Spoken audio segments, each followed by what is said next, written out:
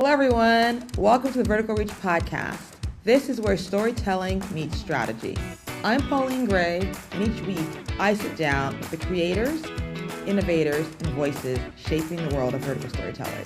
Let's tell stories that connect. Good morning, everyone, or good day, wherever you are in the world. It's Pauline Gray again with the Vertical Reach podcast. As many of you already know, the vertical reach conceptually comes from athletics, and it is the height an athlete can reach on his or her vertical jump. But essentially, the vertical reach on a personal, spiritual level is when you decide to extend upward past what you believe or others believe to be your limit, when staying at the same level or the status quo is no longer comfortable for you. So it's the act of rising higher, whether with your body, your spirit, your work, or your ambition, or your relationships. This podcast is about people who didn't just pivot careers, they changed altitude altogether. This season focuses on filmmakers and creators entering the vertical microdrama space. This is usually part of a larger emotional, spiritual integration or reinvention of the self. So my goal is to document a real-time transition,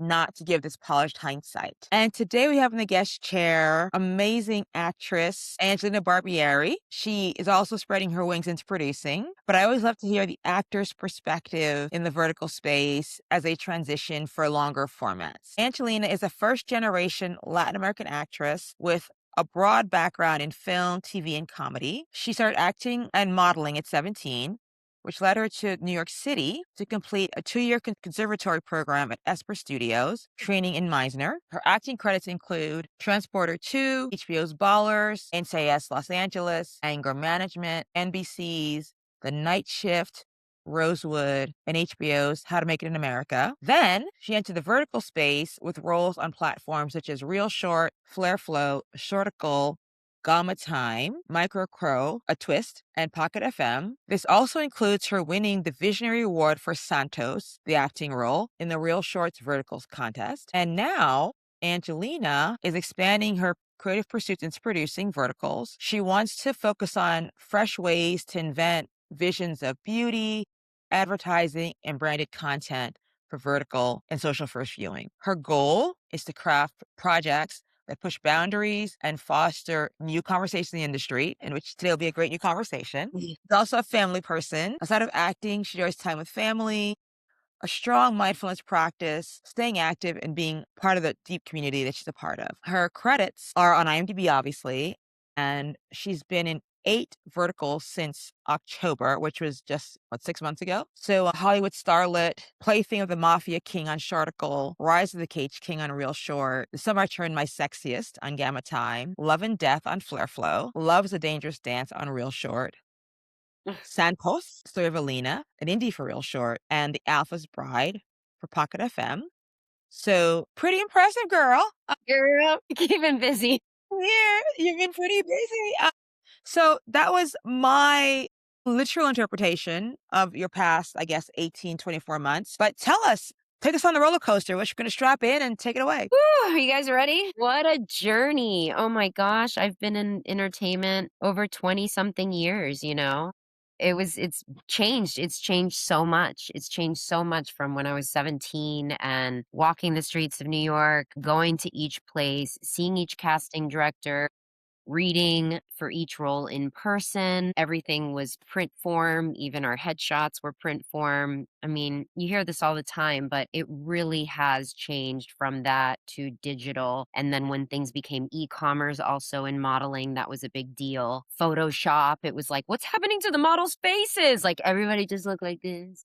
And then just the buyouts for things also have really changed. You know, what you would get for a campaign for print is not in perpetuity how it is now. Everything was basically, for the most part, at least what I worked in, was union.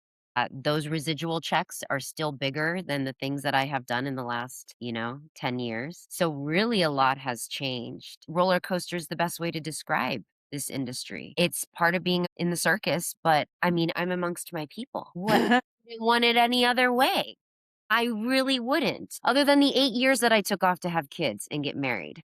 Okay. Oh, wow. Amazing. Okay. Amazing. That's so great. So I'm curious because I didn't realize, quite honestly, coming out of the commercial world, this is all new information. Even like commercial advertising, producing on-set space, always screenwriting. I didn't realize that print campaigns had residuals too, or No, just not the print campaigns, they over. have buyouts. But the residual yeah, the residuals from unless it's a commercial, unless you're in a national commercial, then you might be getting some stuff, but that doesn't even happen anymore. But more so it was the buyouts. It was the buyouts. So if they were gonna be using something for just packaging, then it would be used for that. If it was, in magazines or whatnot, that would be added to it. If it was gonna be international, there would be more funds added. But now everything is like flat rate perpetuity. I see, I see. Okay, I'm curious about that. Yeah, it's very interesting. Yeah. So now I'm curious, what was your moment when you realized, or you may be realizing still in real time, that your horizontal growth as a performer, as an actress, had kind of reached either a plateau or a pinnacle, and you decide to reach higher or differently? Was it that you're offered a vertical role and you said, "What's that?"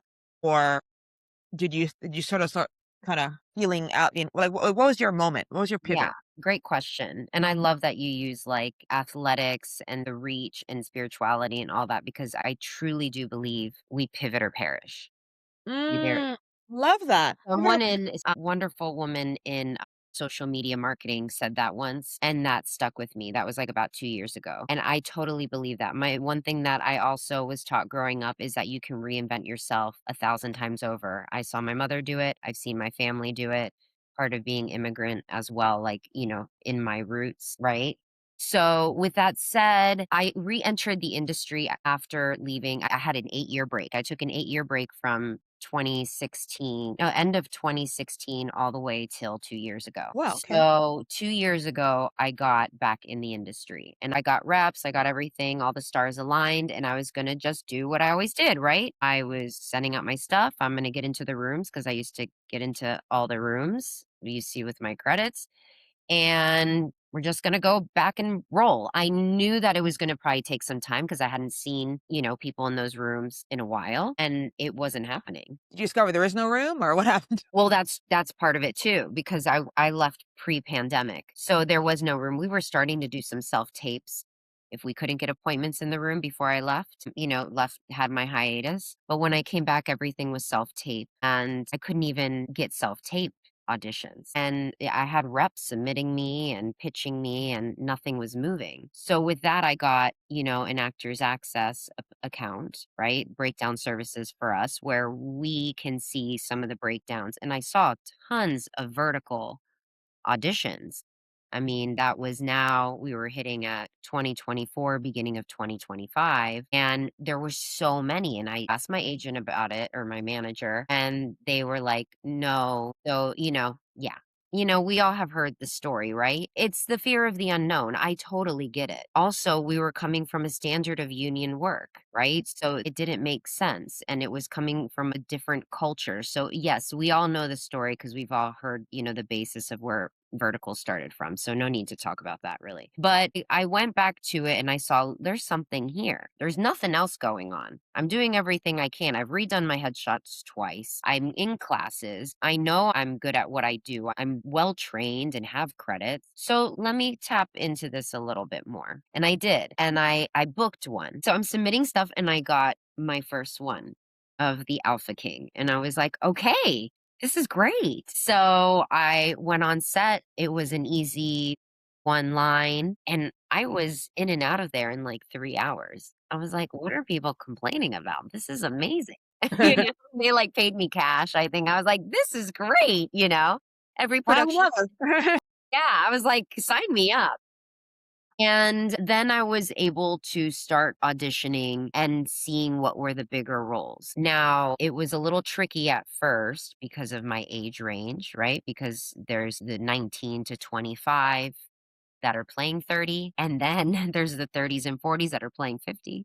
right? So it was kinda tricky to start at first, and also the writing was a little bit different. By the time we started getting into end of 2025, beginning of and then to the beginning of 2026, then there started to become roles that women are not taking some BS, the paramedic, the Okay. CEO, the funny best friend, and I am so unbelievably grateful that those are the roles I've been booking. Amazing. Amazing. And I'm like, that's what I've wanted to do coming back into the business. So tell me about your first time on the set and what your experience was as you started booking more roles. Yeah, so the first time on the set, my first time on the set actually went really well. I had a good time. It was 3 hours of work. They paid me right there. And I was like, I don't know what everyone's complaining about. It is different formula and format of writing. And I've always learned as well to not judge something. It's really easy for us to, as human beings, to be like, well, that's not how I would do it. It's like, well,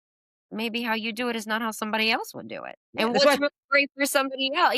Someone might like peanut butter, the other person doesn't. Then they try peanut butter, like, this is disgusting. The other person, they could take it on an island and eat it for 5 years, forever. So it's it, art, not science. That's the difference, you know? Yeah. yeah, 100%. Exactly. So really just trying to keep an open mind. However, by, getting in touch with other creatives and the vertical hub and, different communities, I saw how much potential there was in the space and that everything is always constantly changing.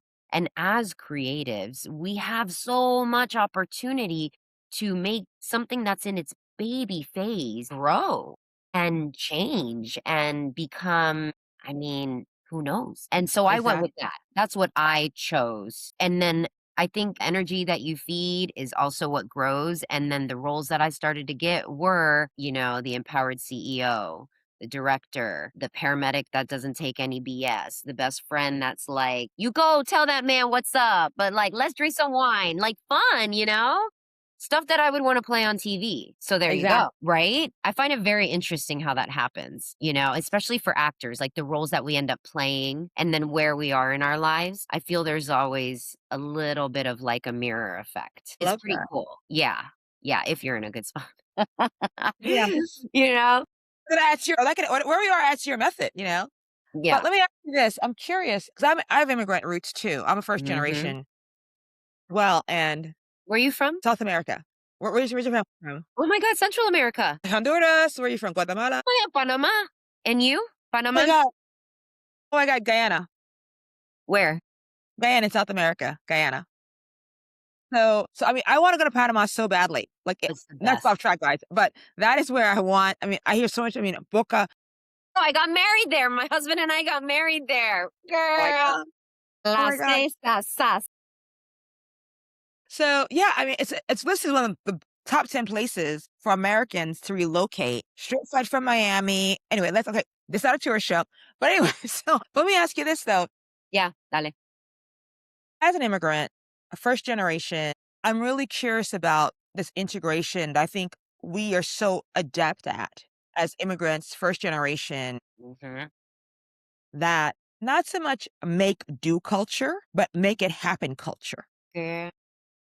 You know, the rubbing sticks together culture. Mhm. And I don't know if you remember in Living Color, Yes, how could I not? but I always laugh because in Living Color, there's this family called there's this kid called Amon, and it was this Jamaican family that had 14 jobs, you know, and it was like, I'm the cook, I wash the clothes, I iron the clothes, I drive the white cleaner, I run the restaurant, That's what's up. right, you know, and so I don't know about you, but for me, the idea on a very core, almost genetic level of just having one job or one skill never crossed my mind. Same. You know, it's like you're always entrepreneurially Yes. trying to figure out, like, how can I take these 2 mangoes and turn them into 5 coconuts? You know? Yes. And then now you have a coconut mango shake, and then you're like, great, like And then that's you what just I then you just love start about yes. you can start a smoothie stand at the beach. Yeah, yeah, yeah, yeah, yeah. So you get your cousin America send you a blender, Yeah, así you es. know That yes, and you I know? believe that we have also the, work ethic of, like, following the breadcrumbs and working with community because, Exactly. I mean, I grew up in Miami, Mm. Así como how it works is you have one family member come in from the country, and then little by little, the other family member comes in, and the other family member comes in. And it's just, and it takes the community to be able, can you imagine trying to wait for your brother and sisters for like 10 years for your whole family to make it to the other side, you know?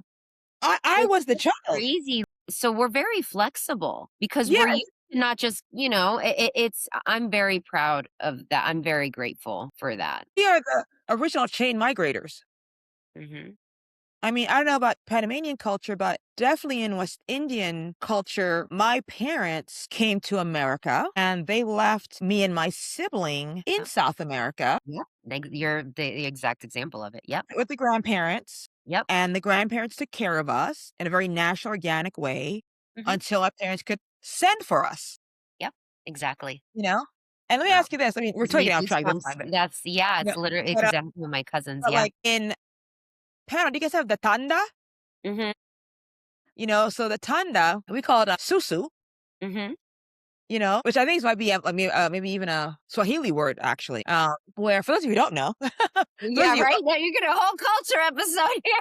you- I was raised in the States, and I was okay, raised in Miami, so I okay, have, like, Panamanian culture, Costa Rican from my stepfather, Colombian from my stepmom, my dad's Peruvian, so certain specific things I don't know. That's also the other part about being first generation. uh, It's like a melting pot of all these different cultures, you yeah, know? you are Latina.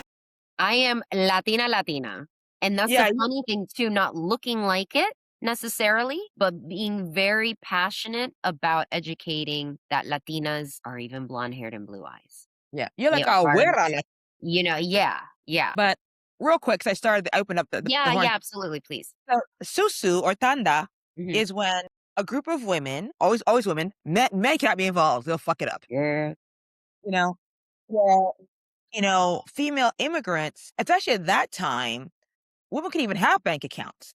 For a long time, we could have bank accounts. So you would have your girlfriends, like 5 or 6 of you, would each put in a set amount every week. Be like Mm, $100, say. And if let's say if 6 of you put in $100 every week, one person would have $600 once every 6 weeks. And so with that, you could then buy the refrigerator, buy the thing that you couldn't get credit for or you couldn't get a bank account for, aside from gender or your economic right. situation. So it was a collective informal arrangement amongst women that was like a sub economy that transformed lives, and it still does. Women But having said empowering that, women.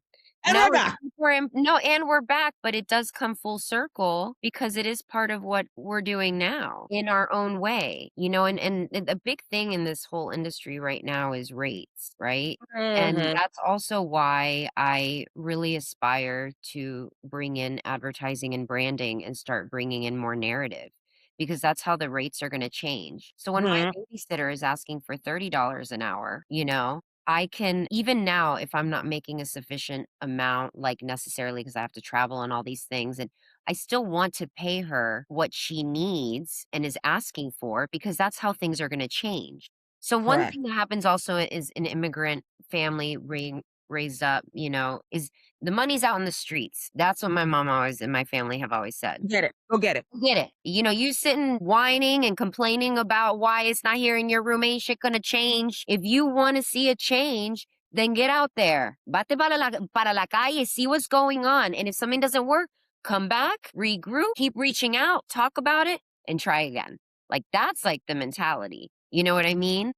And it's not that I'm complaining as I have to pay more for my babysitter. No, she's the aspiring generation. She's the one that's paying for gas and going to college. Mhm.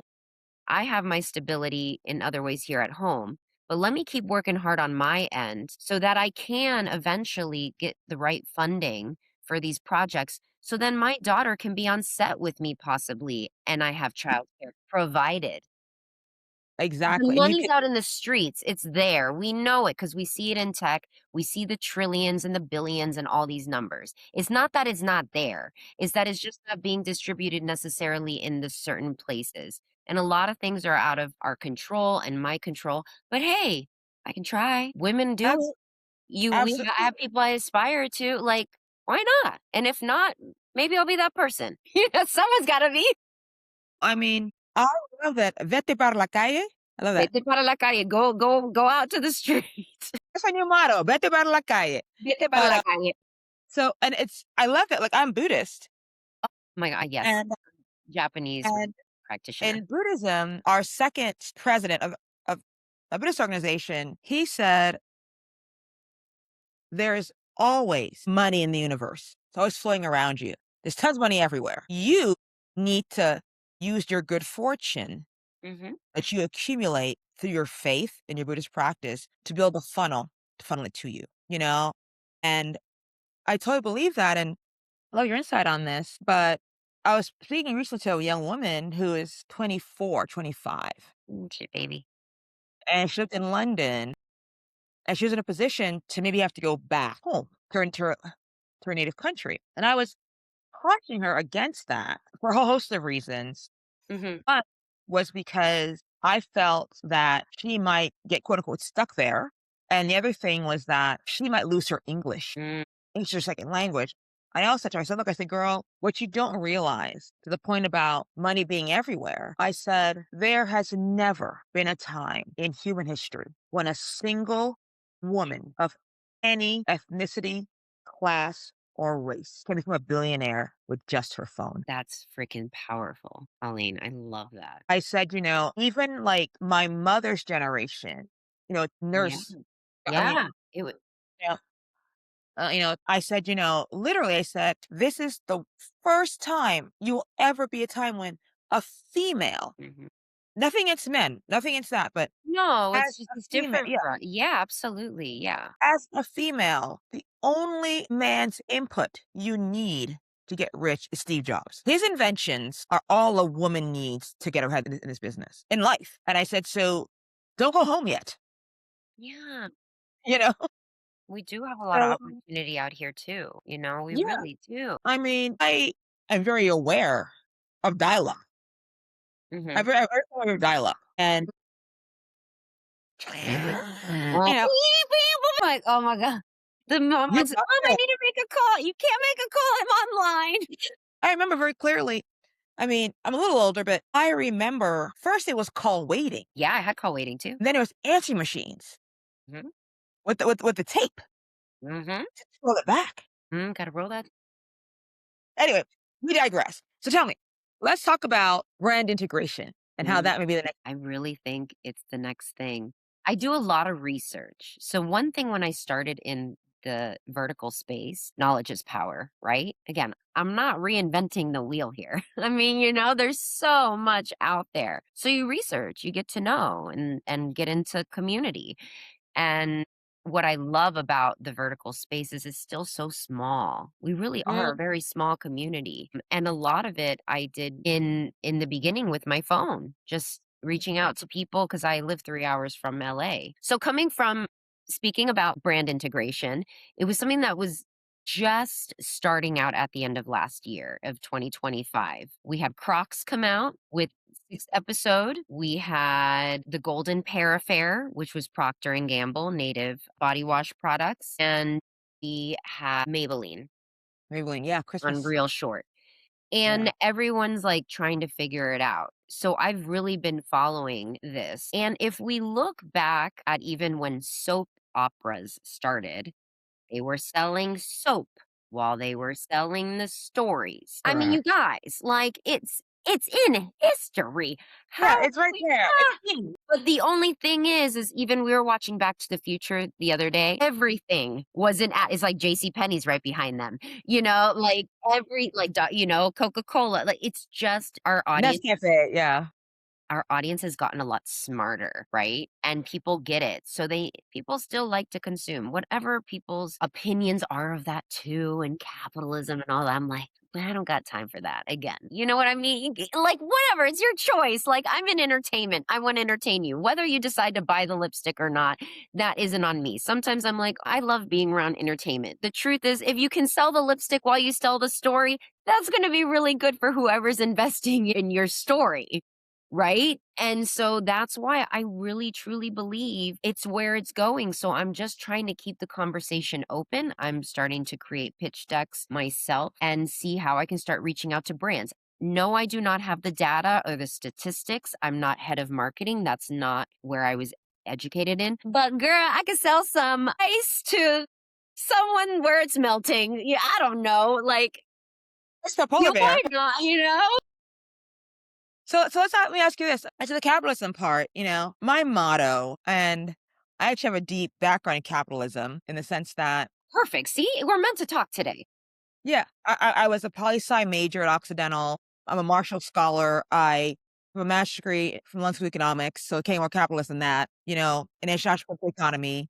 And one thing I've learned, which trust me, you don't got to go to college. You don't got to go to London School of Economics.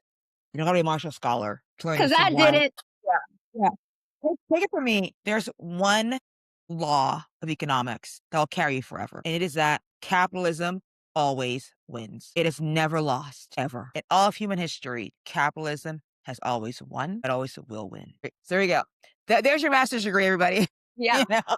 And we don't need So to judge it. Again, if we go back to those Buddhist practices, because I, am Reiki practitioner, Reiki that's master, amazing. Japanese Buddhism, and esoteric Buddhism, it's about non-duality. It's Mhm. about non-judgment. It is what it is. The more that we hold on to something and we're angry and mad about it, like it doesn't matter if it doesn't matter. Like you're angry and you're mad about it. What matters is, are you happy and joyful and carefree?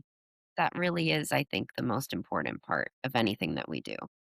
Yeah, and the thing with I find is that, as a capitalist Buddhist, the thing is, there's this sort of this world of people think that either just Buddhism or life's about not having desires or something. But the fact of the matter is, not wanting to have desires is a desire. Yeah, exactly. Are we controlling? Yeah, exactly. It's Yeah. another form of, holding, yeah, holding on. Yeah. Like I will not desire, it's another extreme. Yeah. And the other thing too, we're totally going off the vertical thing, but I love talking to you. The other thing with anger as a Buddhist is that anger does two things. Anger, first of all, it first indicates a couple things and it does a couple things. Anger at the very core, means you fundamentally believe there is something you should have, but you don't. And it can be a car, respect, a spouse, whatever it is. It's an emotion built in lack. And the other thing too with anger is that anger fundamentally lacks, this sense of like empowerment. And also is like, anger like blocks relationships and it blocks, Everything. Flow, everything. you know, Creativity. Yeah. with relationships and money, I was told this a long time ago, but it was like anger blocks relationships and money because how do you get money? It only comes in a relationship. Someone always has to give it to you. If there's a penny on the street, someone else left it there. Yeah. So talking back to brands again. So with me, I come from an advertising background and I've seen, to your earlier point, the evolution Hmm. of, the residuals. And I've lived through all the strikes of all the unions all the time for the past, probably since 1998 was the first strike I lived through. And I really do believe now that the brand integration is probably the ultimate solution. Hmm.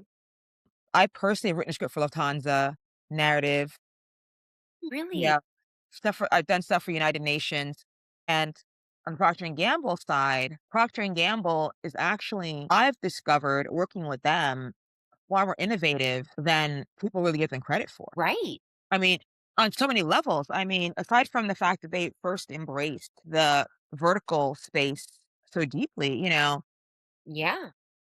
and all my work with them, they were the first people that my first brand to acknowledge, for example, there was a year I think 2 Olympics ago, where there are all these African American Black women who were the Winter Olympics for the first time, and it was amazing because it was such a cultural transformation because winter sports are very class exclusive. Mm, Regardless of your race, you might not be able to just buy some skis, right. I was thinking that just how you know?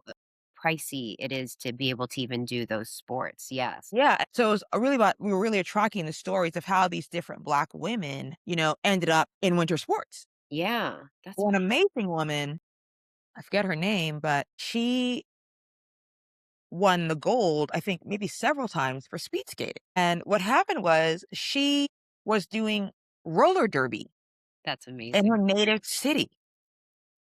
And she was super fast. Someone was like, "Have you ever thought about speed skating?"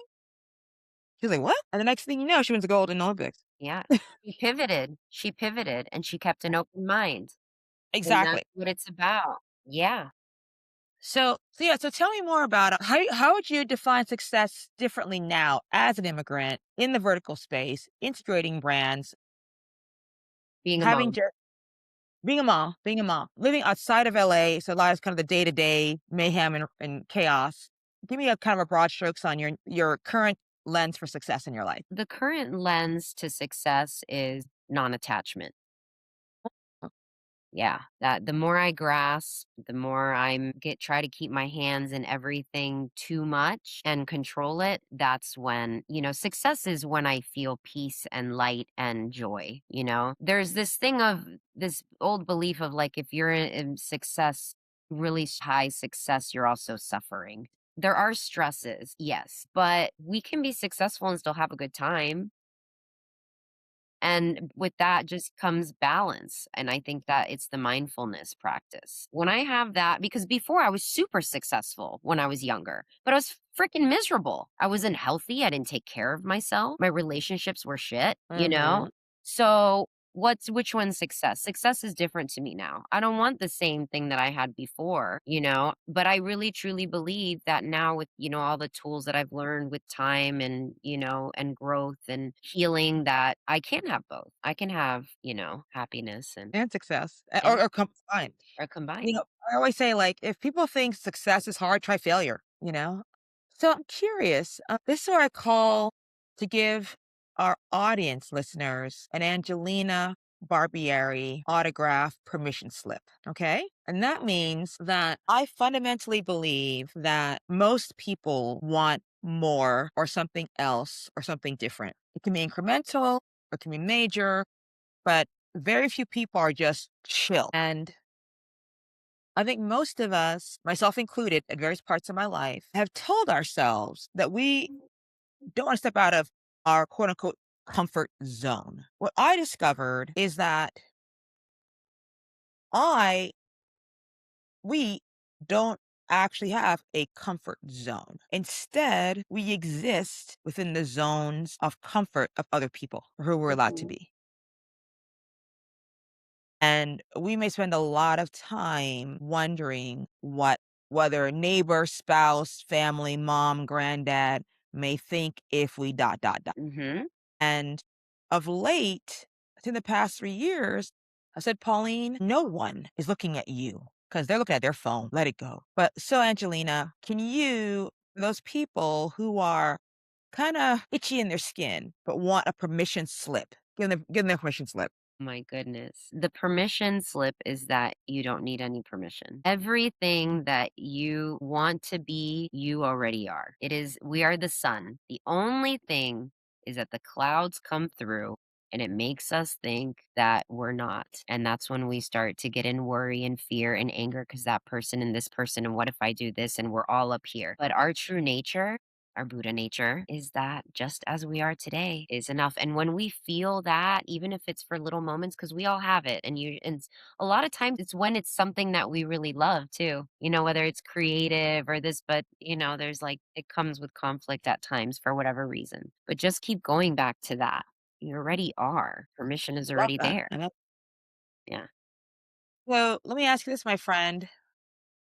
Circling back on the vertical theme, what is your next swipe up? My next swipe up is keep moving forward and being a strong voice. I have a project that I just booked that I am very, very excited about. And I am just here to color it with, my personality and my vision of what I want to see in the space and, keep baby stepping, just little steps, like little bit. I'm not waiting for some big cause like Steven Spielberg's ready for. It's like just day, just day by day, little by little. But hey, remember, Stephen, Well, hey, just in case you wanna know. you heard it here first. All right, thank you so much, Thank Angelina. Amazing. This is such a great, great hour to spend This with was you. amazing. And to my amazing listeners, I want you to remember, as always, if you're building something new or becoming something new, this is the Vertical Reach, and please keep swiping up. Thank you for listening to this episode of the Vertical Reach podcast. If you enjoyed the conversation, make sure to subscribe so you never miss an episode. And if it sparked something for you, please share it with a fellow storyteller. Until next time, let's tell stories that connect.